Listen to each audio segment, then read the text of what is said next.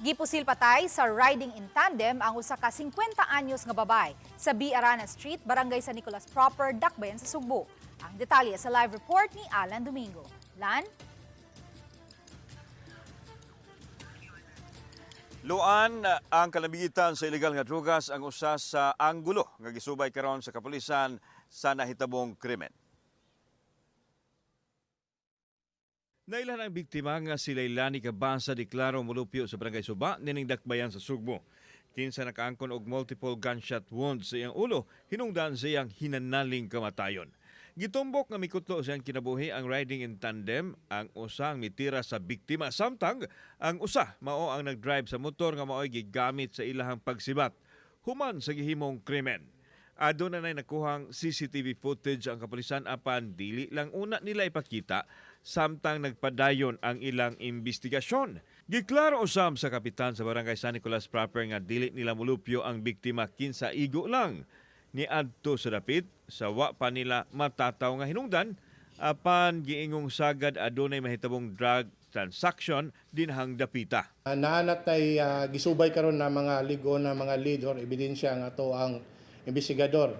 Usa sa mga naanato karon ang gi-consider nato no ang katong communication sa maong biktima sa wa pa siya gipusil.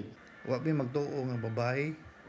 So, na babae ang kuan niya nakita man to nga nidagan ang driver sa e-bike nya gamotor to ang gatira.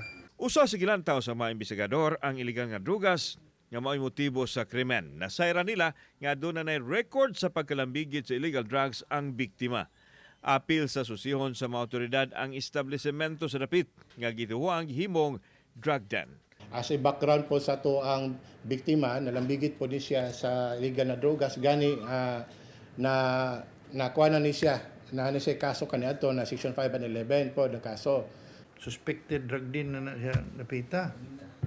So, sige may follow up mo ang hitabo mo na nanay shooting incident so kana careful gina sila ron kay ipa-investigar mo na muna mahimo gani ipa-close na siya diha og di gid siya motuman sa lagda.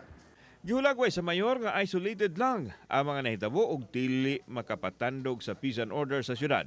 Gimanduan na hinuon niya ang kapulisan sa pagsulbad dayon sa mga nahitabong krimen. Sa tinuod lang, ang Cebu City mo ay number 1 no?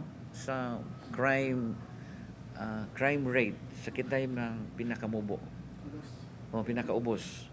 So ang kaning nanghitabo para nako isolated na siya. O dili ni inana nga murag naanay trend.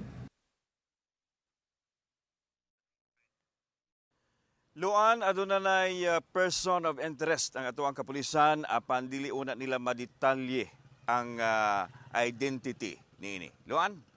Daghang salamat, Alan Domingo.